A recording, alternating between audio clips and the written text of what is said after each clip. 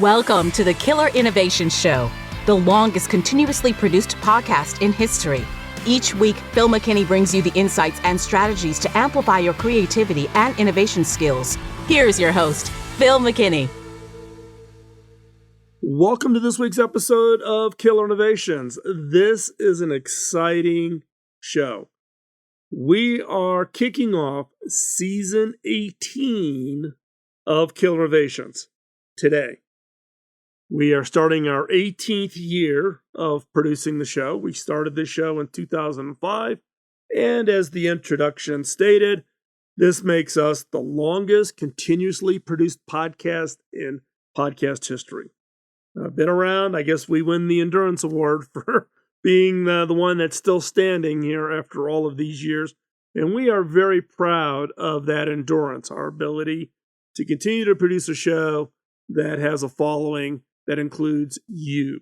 So before we even get started, I want to say thank you.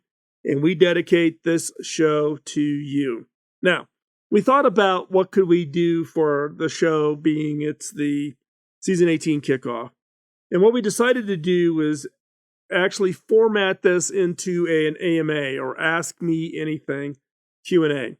So myself, the team here, many of you have been sending in questions for months on different things you want to ask about, specifically about podcasts, not about innovation and creativity. We do those kinds of Q&As on a pretty regular basis, but I've never really just talked about what it took to start the podcast, how we've been able to do it for so long, those kinds of things. So that is what today's content is all about. At the end of this show today, I'll talk about what to expect in season 18. Some new and exciting things are coming in season 18, and so you definitely want to listen to the very end. So again, that is what today's content is all about. I'm going to apologize right here at the beginning because this is going to be a little bit of a longer show than what we normally do. But hopefully you find it worth it. Love to hear your feedback. You can always drop us a note. But before we jump into the segment, got that favor to ask. Can you follow, like, and share? Follow us on social media. Like this show so it makes it easier to people to find out about us. Post a review of us over on wherever you get your podcast from. And then share it. Tell other people about the show. Help us broaden the people who are aware of our show and their content that they can also achieve innovation success. And with that, let's hop into this week's episode.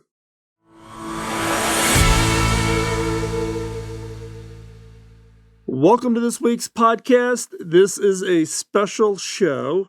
We are launching season 18. Yes, the 18th year of the Killer Innovations podcast. We started this show back in March of 2005, having no idea that we would still be doing it going into season 18.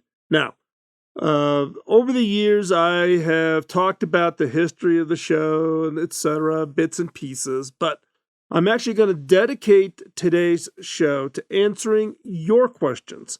The questions that you've sent in over time, some of them much more recently. Questions about the podcast. How did it get started? What's it like now starting season 18? The pros and cons. Many of you are podcasters. Some of you maybe want to be podcasters. So many of you or all of you are innovators. So we'll talk a little bit about the challenges of innovating a new media format of podcasting back in 2005. So I have a collection here, 2 pages of questions. It's a long list, longer than I thought it was going to be. I have not pre-canned answers, so I'm literally going to read these on the fly, live, and answer them as we go through this. And we're going to go for the normal length of a time of a show, and I'll try to answer as many of these questions as possible. And they kind of go in a little bit of a chronological order. So the early part of the show will be history of the podcast all the way down to what's coming next, what is in the future. So you're going to want to stay to the end, because at the end we're going to talk about what is the plans for season 18 and beyond for the Killer Innovations podcast. So here we go. This is the list of questions that you have sent in, and that's what we're going to spend today's show answering. So question number 1, what was the original impetus for the podcast? Well, the podcast started in 2005, but way before that, back when actually my first job, I was hired by a gentleman by the name of Bob Davis. He became my mentor. And Bob put me through probably one of the most unique mentoring experiences I'd ever had. Given I was new out of college, I didn't have many, but even now, 40 years later into my career, I've never seen a mentoring program like what Bob did for my career. Very, very heavy rotation, lots of experiences across every function and role within a company. And those variety of experiences gave me the confidence that when something got presented to me, a problem or a new company or a new technology that I had no experience for, to just go and do it.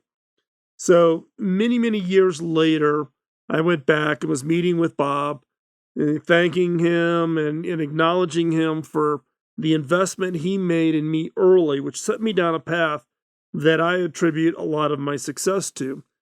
And I asked Bob, how do I pay you back? And he laughed and he goes, look, you can't pay me back.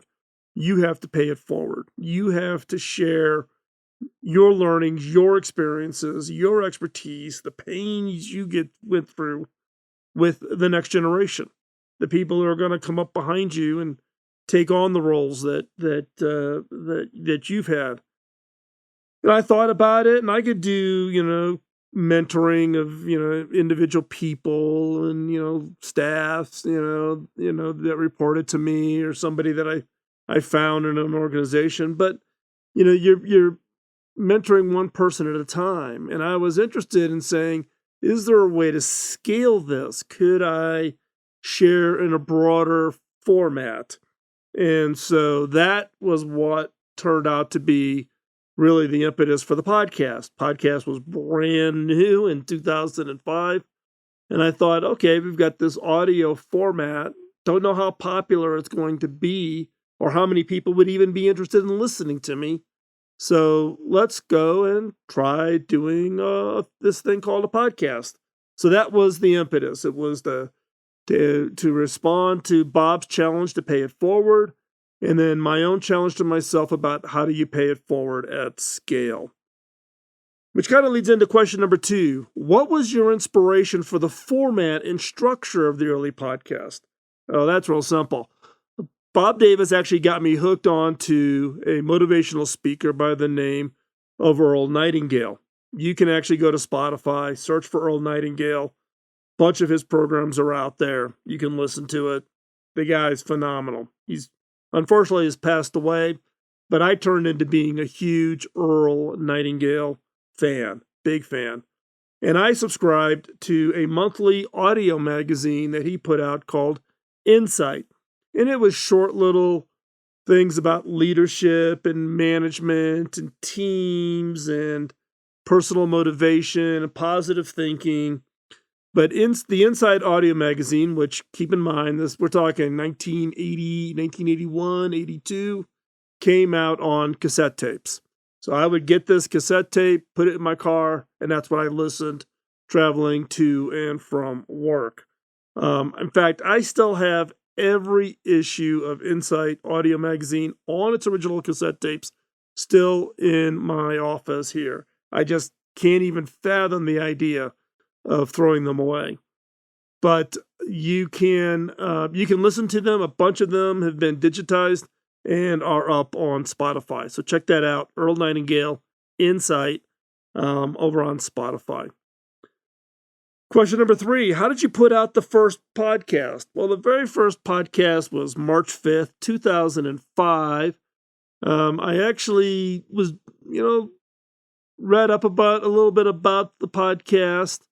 And basically had my laptop. I was actually at a conference at a Marriott resort in Phoenix, Arizona. And I had a little $5 microphone that plugged into the microphone jack on the side of the laptop. And I went and sat in the bathroom at the Marriott resort and recorded the first podcast, not having a clue what I was going to talk about, the format, the content. Nothing is like what it was today. But I went out and just shared and talked about innovation and technologies and a whole wide range of things. And then I posted it up on my blog site. Already had a blog.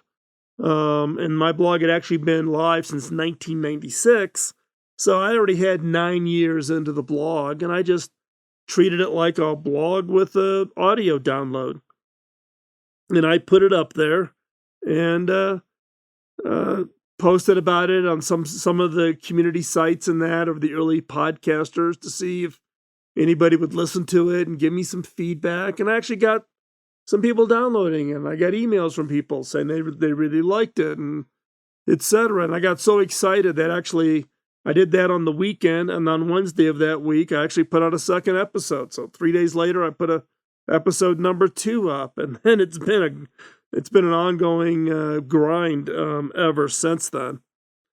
Next question. How did your podcast get traction? How did people find out about the podcast? Well, as I shared, I posted information about the podcast on things like, different podcasting community sites, and they were popping up all over the place. Podcasting was new. People were interested in it. And one person, Adam Curry, now for those of you who are my generation or maybe even a little older than me, you're going to remember Adam Curry, who was an MTV VJ back in the 70s. When MTV, all they played was music videos. So rather than being a DJ like on a radio station, they were actually video jockeys. They would schedule and cue the videos for different music videos on MTV. So that's where Adam started. Adam was one of the very early people involved in podcasting. So Adam had a podcast that he called Daily Source Code, probably one of the very earliest of the podcasts. It's no longer out, being produced, but it was one of the early ones. And Adam, and it was daily. He literally put out a podcast every day. And Adam would promote shows that he listened to and he liked. Well, somehow he found my show and he actually promoted it on Daily Source Code. And man, it exploded. It was like everybody that was into podcasting all of a sudden now is downloading my podcast. Which caused a different problem because back in those days, you got charged for bandwidth coming into your blog sites. Well, audio files were big. And all of a sudden, I was incurring unexpected expenses because of Adam Curry promoting my podcast on Daily Source Code. And that was really what kickstarted and really put the show onto on the map. Next question. What would be some surprising podcast history that others would find interesting?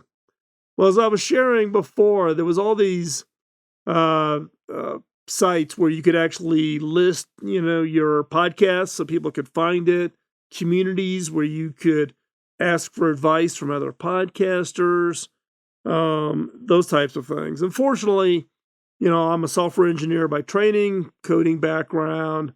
Had already been doing a bunch of work in XML, which is the underlying technology, plus this thing called an enclosure tag, which allowed for podcasting to even exist. Well, one of those early sites, what they used to call a podcast directory, and you would submit your podcast, and then they would eventually list it in the directory, and that's how people went out and found podcasts. This is pre-Apple doing anything with podcasting, Google, anybody. And remember, this is 2005. So one of those podcasting sites was a company called Odeo. And Odeo had a podcast directory. They reached out to me because I was, one of the bigger podcasts at that time, to ask for me to list my podcast on their site as a way for them to draw traffic. And the community is very collaborative, and I'm like, yeah, sure, no problem. So I go over, I register the podcast, I list it on Odeo, and it was probably one of the first 10 podcasts on Odeo. Well, not too much after that, Apple comes out and does the Apple podcast under iTunes. And when Apple started with its own directory, with its own listings of all the podcasts, it basically killed off all the podcast directories, including Odeo. So Odeo had to pivot into a new company. So what did Odeo pivot into? Anybody know? You want to take a guess? Take a guess. What do you think Odeo pivoted into? Odeo became Twitter. That's where Twitter came from. The underlying technology behind Twitter was used by Odeo internally for support. It's how they message each other in order to fix bugs in the podcast directory, or having outages, or downloading was delayed, or whatever. They created basically, which was an SMS short message texting kind of technology to allow them to message each other while they were supporting the podcast directory. When the podcast directory blew up, Odeo became then the product. They took what was really an internal debugging support tool and turned it into a real product, and that became Twitter. So even technologies like Twitter came from the early days of podcasting. What was the original audience for the podcast? So who did we aim the original audience back in 2005? Well, that's a good question. It started off being more tech. Remember, 2005, I was already at HP, just at the time of being named CTO, probably a little bit before CTO, because this would have been in March, and I became CTO towards the end of the year that year. So I was already at HP at the time. So it tended to swing more tech just because of my role and people who knew me, knew my background, etc. And then when I became CTO at HP and started what was called the Innovation Program Office, effectively the innovation team at HP, people and the questions I was getting from the audience swung much more towards innovation. How do you innovate at HP? How could I take what you do and apply it? Now, prior to HP, I was already doing the innovation work, and in fact, HP was a client along with Agilent and loads of other companies. So the innovation work occurred way before I joined. But when I first started the podcast, just because of who I was and my background, people tended to, want to talk tech. So it had much more of a tech feel in the early days, and then became focused on the innovation. So next question kind of feeds into that. Has the target audience for the podcast changed over time? Oh, you bet. We were very tech oriented, albeit a lot of the listeners in the early days were podcasters or people who wanted to get into podcasting. So I used to get a lot of emails from people about how do you do it? And remember, there were no tools back then. So for every episode of the show, for probably the first 3 or 4 years, I had to hand code the XML every week for the new episode. And then there's a thing called ID3 tags. The ID3 tags in an audio file is what embeds the cover art. So the little art that you see when you play music on your phone or on your PC or your laptop, that cover art is literally embedded into the audio file. And that applies under what's called an ID3 tag. And under an ID3 tag, there's a bunch of other things, description of the show, et cetera, et cetera, et cetera. Well, back then, I found some open source tools that were being used by the music industry, and brought that over to do ID3 tagging work in early podcasting. And then that became kind of a standard way to do it. And so so all of these tools and trying to make this all work, a lot of the listeners in the early day of the show were all podcasters wanting to hear what tools and what technologies I was using to create the early versions of the podcast. So that's where the audience started, along with some tech, to probably by the end of year one, going into year two, really the focus on innovation, becoming really the core. What makes your show different from other podcasts? Well, one is longevity, 17 years going into 18 years, and we average between 40, 45 unique episodes, original episodes each year. So the back catalog is quite large. If you want to dig through it and find it and listen to some of the old original shows just out of grins. But I think, that, and we've stayed focused on our topic. Look, we're not a big show. We're not a show like, some of the big names, This American Life or Tim Ferriss or any of the others, right? That are the more recent, probably more famous of the podcasts now these days. But I think I am proud of the fact that we've stayed true to the content. We've stayed true to our listener base, and deliver on a regular basis, be consistent in the delivery. This kind of feeds in the next question. How have you been able to produce the show over such a long period of time? Well, I view the podcast as my creative outlet. We all have to have some form of creative outlet. We've got our jobs, and we're innovators in our day job. But what is that creative outlet? Do you write fan fiction for something that you're a big fan of? Do you're an amateur photographer? Are you an artist? A painter, a sculptor? What's your creative outlet? For me, the podcast is my creative outlet. If you can talk to the team now that supports me in the podcast, I go a little fanatical. If I think I'm going to miss a week or not have a show out, I have to skip a week or something. It's rare, and when it happens, it just really, really bothers me. So I think I view it as my creative output. It's not a job. It really is a passion for me. I love doing it, and I love hearing from the fans who are listening to the podcast each and every week. What are some of your favorite episodes? Well, I got asked this question last week by a reporter. And here it is on this list also. It's like trying to pick which is your favorite child. I mean, it's hard. One interesting statistic is who's been on the show the most. The most repeated guest. As you know, we have very rarely do we ever have repeated guests, other than the annual Consumer Electronics Show. We have kind of an overlapping set of guests for that. But normal guests not related to the Consumer Electronics Show, a series of shows that we do every January. The most repeated guest is Jeffrey Moore. Jeffrey is the author of Crossing the Chasm. He's a long time friend.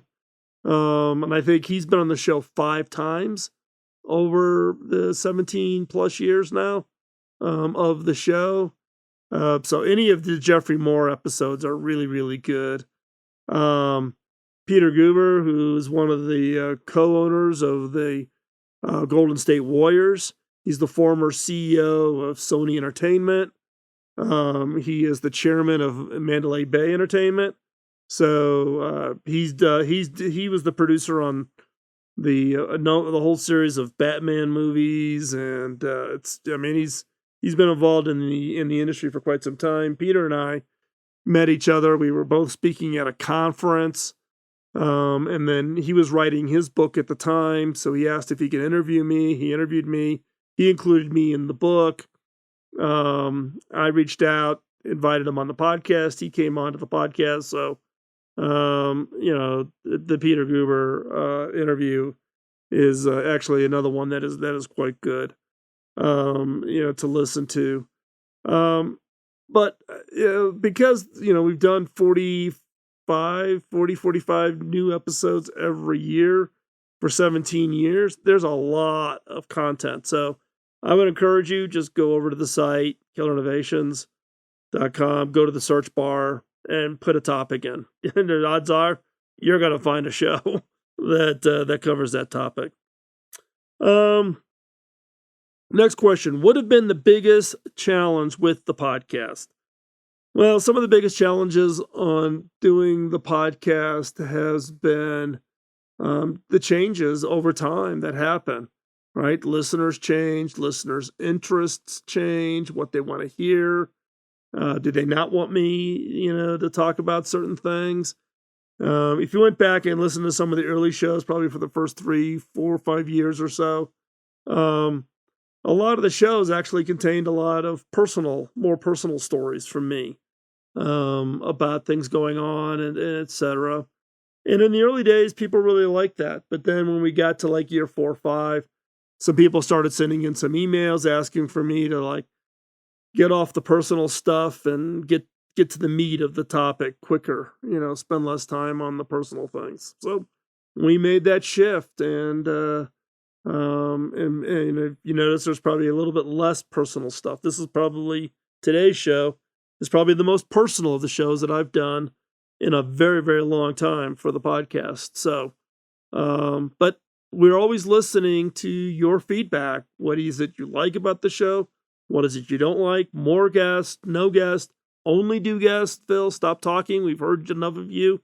We want you just to go with all guests for a while, whatever it is. So we look for those feedback. We try and experiment. But the other is dealing with changes. In the middle of the podcast, I moved from Virginia, from the horse farm, which is where I was living in the early days of the podcast, back to Silicon Valley. Silicon Valley moved 3 times, then ended up moving, retiring from HP, then ended up coming to Colorado, dealing with trying to do a podcast and moving and relocating and doing all it could get insane. And so therefore the hardest thing is, the biggest challenge is just maintaining that consistency. Because like I said before, if I think I'm going to miss a week's episode for something, if I'm just assuming I can record on, Monday or Tuesday and have the show out the following, and then all of a sudden something unexpected happens and I think I might miss the window, I start stressing out because this is my creative outlet. I really do look forward to getting onto this side of the microphone as much as possible. Hopefully you find it beneficial and it's just not me talking out to thin air. What is your advice to today's podcasters? Oh boy, let's see. Where do I start with this one? Probably the number one advice I give to new podcasters today is do not chase the numbers. I can't tell you how many podcasts get started and they go a month or maybe 2 months, and maybe they've got 50 listeners and they just throw the towel in. Oh, this isn't going to work. Don't start yet another podcast if you're not going to be committed to doing it for like 2 years. And I'm talking, if that's the case, you better be looking at 80 to 100 shows. Because if you're not willing to commit, no matter what your numbers are, to get through 80 to 100 shows, don't even start. Because it's not going to happen. You're not going to, unless you've got 3 million followers on Twitter or some insane number of followers on LinkedIn. If you're trying to use podcasts to get your information about your company out or something, you're going to be, soulfully unimpressed with your early numbers. It's just hard work. You got to endurance, consistency. That's the key. So don't chase the numbers. Focus on your content. Find the niche that has a listener base that you want to talk to, that you want to engage with. And it is engagement. It's not just sitting back in the microphone and just blabbing away. You're looking for feedback. You're looking for engagement. You're looking for followers. So you want to focus on the content. As I said before, be consistent. be consistent. Do it every week. Put your show out the same day of every week. Collaborate with other podcasters who you like. I still do this. If a podcaster's out there and they've got a show that I'm interested in, I find interesting, and they reach out to me and they want me to come on their show, not a problem. I'll have them come on my show. Podcasters, it's got to be within the niche of who my listeners would be interested in. I'm not a topic just talking about podcasting. So it's about innovation, creativity, and trends, and what does the future hold, those kinds of things. If there's a podcast out there and that podcaster wants to exchange where they come on my show, I go on their show, and we cross promote, more than willing to do that. Collaborate. You need to collaborate, because that's how you're going to grow your listener base, and that's how we make the podcasting experience better. Next question. How can someone listening to the podcast benefit from it? Well, my podcast is somewhat unique. We don't do time-sensitive stuff, or rarely, I should say. We do time-sensitive stuff, so it goes on. Our catalog is valuable for a very long time. We have a very deep, very wide back catalog of shows. In fact, 100% of our shows are available somewhere. Many of the podcasting sites, though, can't host all of our shows because it's too big. Apple doesn't like it because they don't want you to be above 300 or 400 shows. Well, we're well beyond 300, 400 episodes. But so they want to, Apple wants to limit it. But there's feeds out there that you can find that'll get you the entire feeds for the entire back catalog of the show. So I encourage people, for us is we probably have covered every topic you can think of around leadership, innovation, creativity, team building, culture, brainstorming, ideation, you name it. We've covered it. So you could just go do the search bar, find it, and at 100% of every show is on the site. Not 100% of them are in the feed, because the sites, like I said, Apple and that can't handle the sheer number of shows that we have. So, but you can search for it on the site, find the show, listen to it. So I think I probably one of the things that I recommend if you're listening to it, take notes. If you're listening to it and you're not driving your car, take notes. If you're driving your car, give yourself a voice memo for something in the show. The objective for me every episode is to give you some nuggets you can walk away with and apply to whatever role you are in. So take notes. Next question. What would you say is your biggest achievement with the podcast? A lot of people would say probably, they would probably just assume that, the biggest achievement is the sheer number of people you reach. Look, we're not a big show. We're not a Tim Ferriss. We're not a, any of the big name shows that are out there, right? Our audience base is very specific. It's around innovation. It's around creativity. And as such, we're not a general listener level kind of a podcast. But I think my biggest achievement with the podcast has been, one, in the early days, inspiring others to podcast.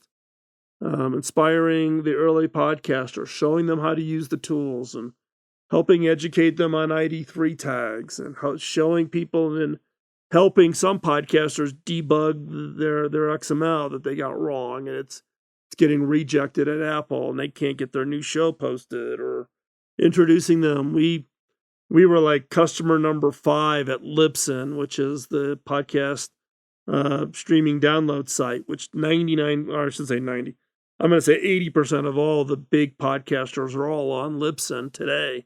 Back then, when it was in the early days, it was really, really rough. But I think the biggest achievements is inspiring and helping others to podcast. And then with our content, inspiring creatives to create and innovators to invent. Our mission here is to help all of us reignite that natural talent to change the world one idea at a time. Come up with that next idea, change the world. Next question, which we're getting down to the end of the list here. Is there something you experienced that was unexpected about your podcast? Unexpected about your podcast. Well, one is I probably the biggest unexpected benefit of the podcast, which I just never would have thought about, is when you start the podcast, you're talking into a microphone, and some magic person, the other person may at the other end may listen to it, right? And you kind of think, okay, that's done. But then in the early days, people were very active, much more so than now. Today, I'd love to get more emails from you, but I know everybody's busy and et cetera. But in the early days, a lot of people engaged, got a lot of emails. And I really worked hard at making sure I replied to every email, even after getting named as CTO at HP, which made it even, doubly tough given the workload. But,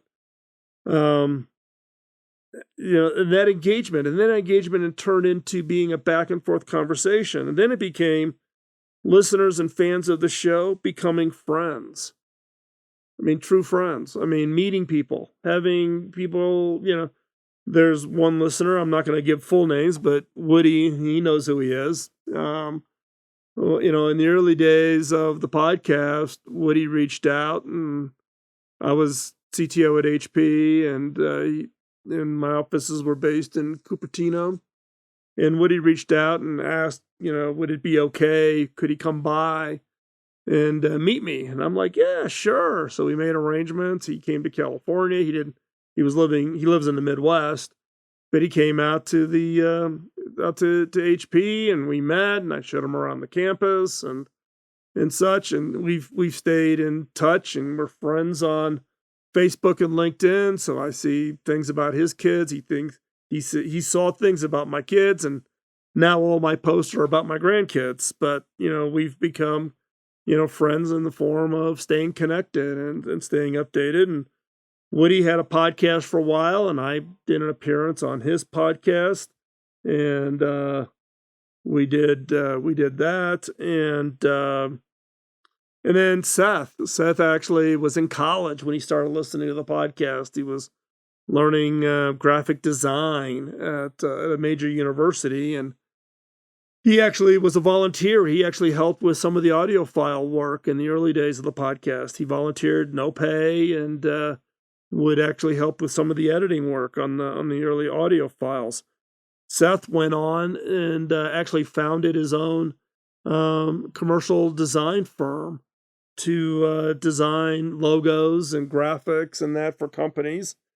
And Seth actually reached out to me, and we worked together on a project where Seth and his team, his company, actually are the ones that designed the Killer Question card deck. You can buy the Killer Question card deck on Amazon or over at our store, which is innovation.tools. And that card deck was designed by Seth, who started listening to the podcast back when he was in college. I feel old every time I talk to Seth. From where he was to actually then partnering with me, we did the card deck as a joint project, and people love the card deck, and Seth gets the credit for all the design and the laying up the production and finding a printer who could do the cards the way we wanted them, etc. So I think the biggest surprise is finding fans who are willing to donate their time to the cause that I continue to try to achieve, which is paying it forward, and that then become friends. It's albeit we think of the world as a small world. We run into people we know, etc. We cross paths with people who maybe grew up in a similar area. The podcasting community and you, as listeners of this show, it's an incredible community, and I thank you for that. The last question before we get into talking about what season 18 is going to bring up is What was the most surprising experience with fans of the podcast? Oh, this is a great question. What was the most surprising experience with fans of the podcast? Well, I'm actually going to give you two because the two just absolutely stand out. Like, in fact, I'm sitting here shaking. I'm having flashbacks. The first one was in the early days of the podcast when I was traveling a lot with HP, and I was traveling 45, 50 weeks a year. Remember, I'm also doing 40, 45 shows a year. So that means many times I was recording shows in hotel rooms all over the world. And so I would literally record and I would tell people where I'm at. I did shows there's a show from Bali, there's a show from Bangkok, there's a show from Delhi, there's shows from Johannesburg, all over the world. So I would do these shows from wherever I happened to be traveling. Well, in some cases, I would actually tell people, oh, and, next month I'm going to be in London, and, the month after that I'll be in Madrid, right? So in this one case, I mentioned that I was going to be in London, and it was a conference, and I was the headliner, keynote speaker to open this conference, etc. So I just mentioned, hey, I'm going to be in London. I didn't give any of the specifics, but it didn't take people any much time with Google to figure out why I was going to be in London and what I was doing, the dates and all that. So all of a sudden, like within a couple of days of the conference, I get an email from a listener that said, hey, we're gonna host we'd like to get together with you. We'd like to invite you out to dinner if you're available on this night. And we're thinking about this place. Well, it turns out that these people got really creative. Not only did they track me down, they tracked down the hotel where the speaker was going to be at. They confirmed that I was actually going to stay at that hotel, and they literally picked a restaurant right across the street. So if you get nervous about stalkers, maybe podcasting, becoming a podcaster back then, maybe not a great idea because they find you. So in this case, they actually hosted a party for me, and fans came from all over the UK. Some even flew into London for this, and we actually had a fantastic time at this restaurant with me, and it was just listeners of the show, and listeners got to meet each other, and they actually formed their own little mini network of innovators and creatives working together. So that was probably the most surprising. I just didn't think people would want to do that. Why? Why would people be interested in having getting together like that? And it was interesting because I shared a lot of personal information in the earlier shows, like my oldest daughter's wedding was coming up at that time, and she's now married and 2 kids and has a great career. But back then, she was just graduating college and was engaged to get married. So at this dinner party, I would start to talk about personal things like, yeah, well, I've got a daughter getting married. And everybody around the table goes, yep, we know, and, hey, I'm getting ready to relocate back to California. Yep, because you shared everything on the show. So it kind of makes for an interesting experience if you've never done that before, where people know a lot about you than you expected. So that's story number 1. Story number 2 was when I flew from London to New York for an event, and the flight was delayed, and it was like 1 or 2 a.m. when I got finally got into New York, got into a cab. This was pre-Uber. Got to the hotel, trudge into the lobby, and there's like 10 people sitting on the couches and in the chairs in the lobby, and I'm come trudging through. I've been flying all day trying to get from London to New York. Turns out the 10 people in the lobby were all listeners of the podcast, and they were there to meet me. So at 2 a.m. in a lobby, in a hotel in New York, with 10 people who been literally sitting there for 5, 6 hours, 7 hours, waiting for me to arrive and for me to finally get there. was probably one of the more stranger experiences, but one of the most rewarding and fulfilling to know that people would want to do that to meet me. I'm just still amazed. I'm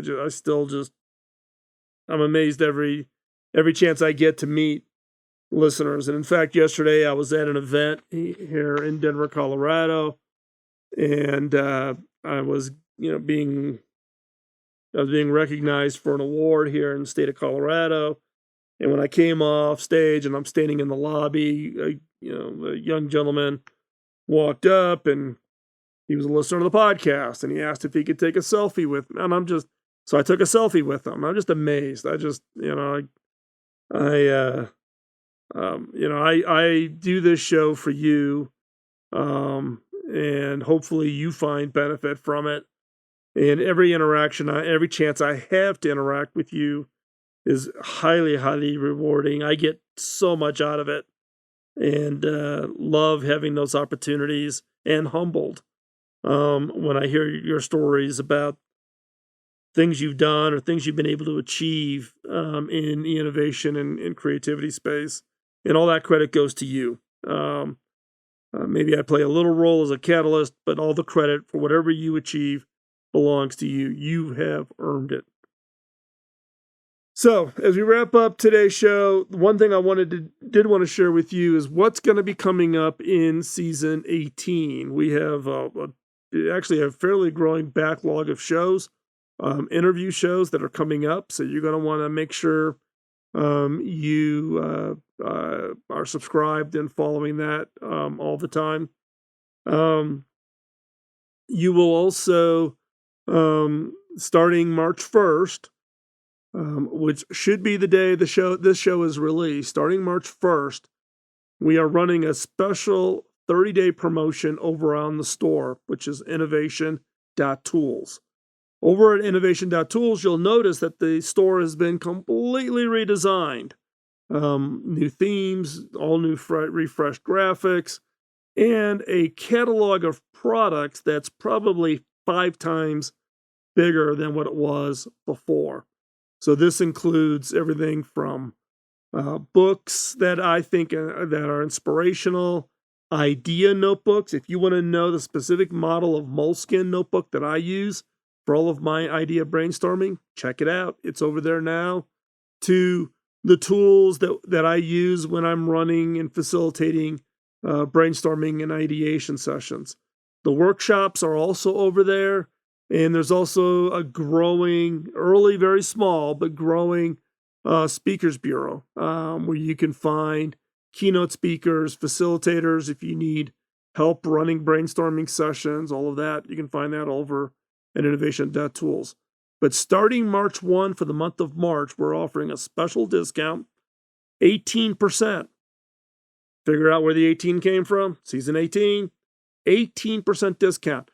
Now, that 18% discount only applies to products that are produced by the innovation.tools. So that would include my book, Beyond the Obvious, the 7 Laws posters, the Killer Question card deck, things that we produce. Everything else that's on there, like the books I read, the moleskin notebooks, you'll find it. You can order them, but you're going to order those over to Amazon. Amazon will be shipping those to you. And I don't have a way to have my discounts apply to things you purchase over on Amazon, but you can find them. You can order. You can click the order button. You'll just get them via Amazon. So take advantage of the 18% discount. Hop on over to innovation.tools. Again, that is for the entire month of March, which is the month we started the show back in 2005. So 18% discount for the entire month. The other change we're happening is, we've talked about the other parts of our organization, one being the Innovators Network. So we are pivoting the Innovators Network. This will be some time. It'll probably be another 2-3 months before it's fully up and operational. But We are pivoting the Innovators Network to be a digital media publishing platform with a whole wide range of contributors that are sharing their podcasts, their YouTube, their articles, all around innovation. So it's not just me, but it will be a broader audience. It'll be a broader set of content. If you've got content that you think might apply over to the over on the Innovators Network, drop me a note. Just send me an email, and you can find me. You can visit philmckinney.com, or you can go to killerinnovations.com and just click contact. Drop me a note and let me know if you want to write articles for the site, if you've got YouTube videos you think will play out, if you've got a podcast that you would want us to help you on distributing. We're all more than willing to do that. Love to have more content, more contributors. If that's something that interests you, let me know. Over on that site, we will also be allowing guest posts. So if you don't want to do a regular article or a regular show, but you've got one article, or you want to write something specific for the Innovators Network, we will be doing that also. So again, just drop me a note and let me know. So that's the what's coming up in season 18. The show, we will be doing our normal episodes. We are aggregating other contributors, not just me, but other thought leaders and others in the innovation and creativity space, bringing and aggregating up that content over at the innovators.network. The site is the old site right now. So if you hop over there right away, you're going to say nothing's changed. That's correct. We are in the middle of a completely new site that will be launched again. It'll be a couple of months yet before it all gets done and it's fully up and available. And we will announce that here when that's available. But that's coming. So therefore, you can go to the Innovators Network, one place to see. You can be able to find a variety of contributors, thought leaders, ideas around creativity and innovation. And then we've got innovation.tools, where we're going to be aggregating up products, workshops, training courses, speakers, facilitators. And again, if you've got products or workshops that you want to have listed over at innovation.tools, just go over to innovation.tools. You'll see a pull down on the pull down menus where you can actually suggest your own or somebody else's products that you think ought to be in that catalog. We want innovation.tools to be the site you go to in order to find the latest and greatest tools, software, products, workshops, training, facilitators, the best out there to help you be successful with your innovation efforts. And with that, we are like way over what we normally do for today's show. So stay tuned, and we'll be telling you more about season 18. Today is the kickoff, and I look so forward to this time.